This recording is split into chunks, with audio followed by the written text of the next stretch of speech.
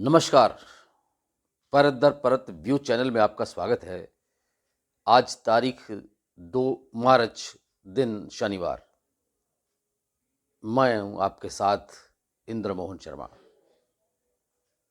विश्लेषण कार्यक्रम में आज का मुद्दा है बेंगलुरु के रामेश्वरम कैफे में आईईडी ब्लास्ट। क्यों और कैसे?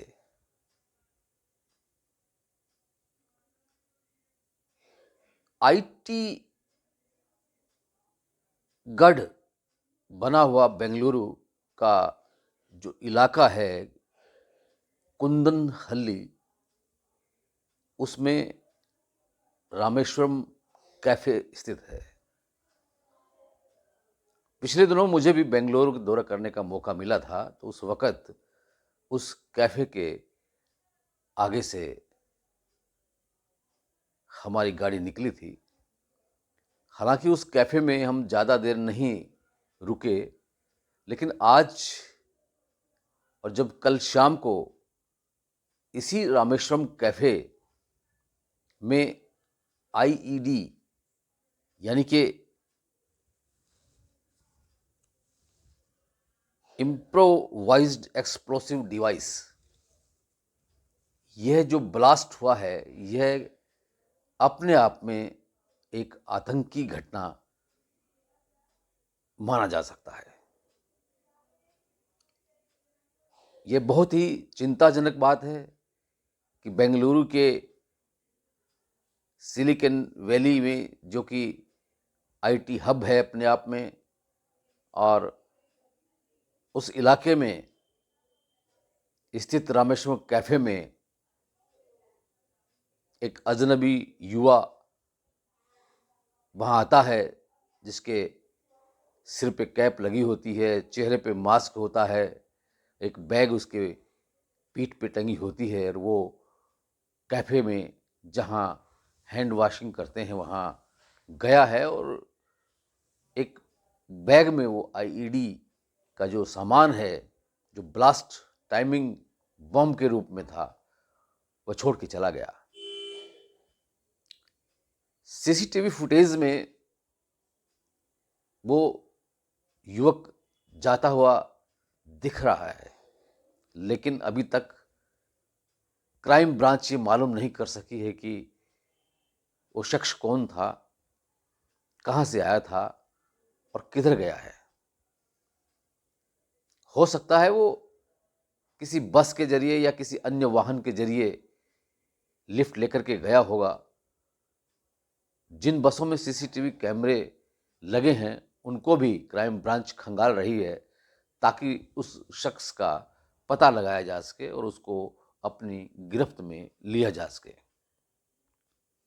लेकिन सबसे बड़ा सवाल यह है कि कर्नाटक में कांग्रेस की सरकार है, और उस सरकार में बेंगलुरु में इस तरह की घटना होना, आतंकी घटना होना, अपने आप में एक बहुत बड़ी बात है।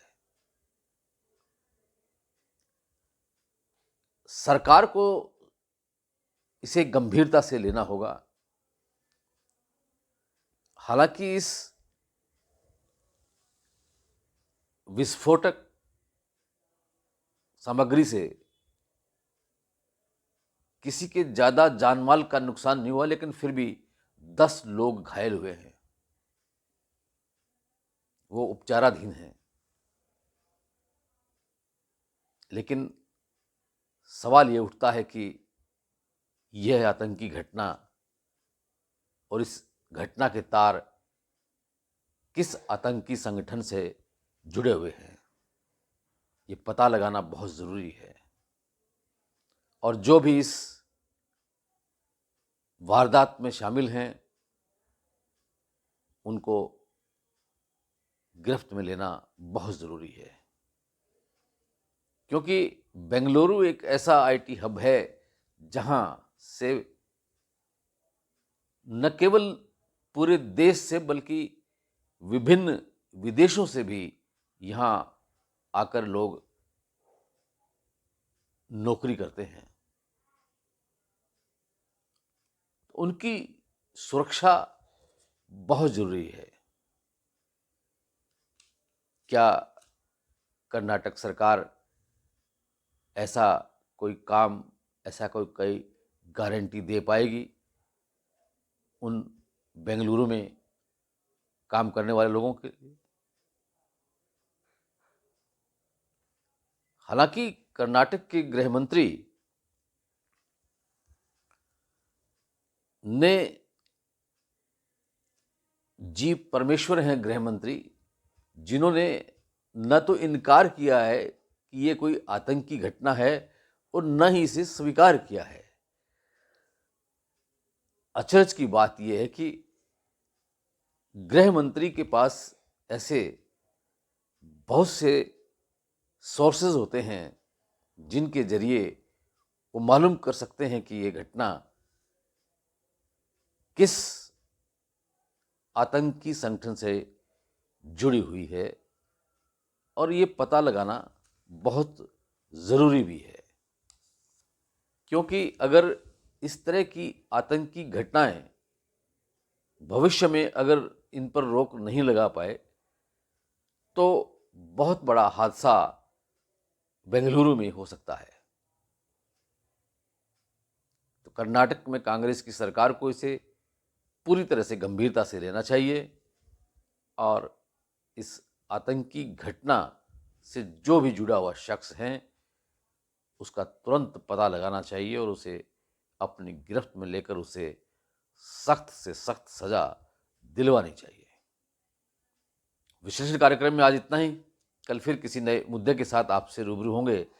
तब तक के लिए इंद्रमोहन शर्मा को इजाज़त दीजिए, और अगर ये वीडियो आपको पसंद आया है तो इसे लाइक कीजिए, शेयर कीजिए, और अगर आप इस चैनल को पहली बार देख रहे हैं तो इस चैनल को परत दर परत को सब्सक्राइब भी जरूर कर लीजिए।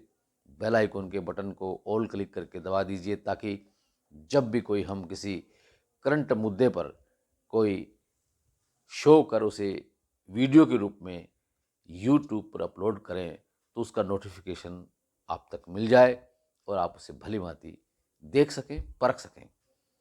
और उसे देखकर सुनने के बाद अगर आपके मन में कोई विचार उत्पन्न होता हो तो उसे कमेंट बॉक्स में जाकर कमेंट भी कर सकते हैं। आपका बहुत बहुत धन्यवाद, बहुत बहुत शुक्रिया।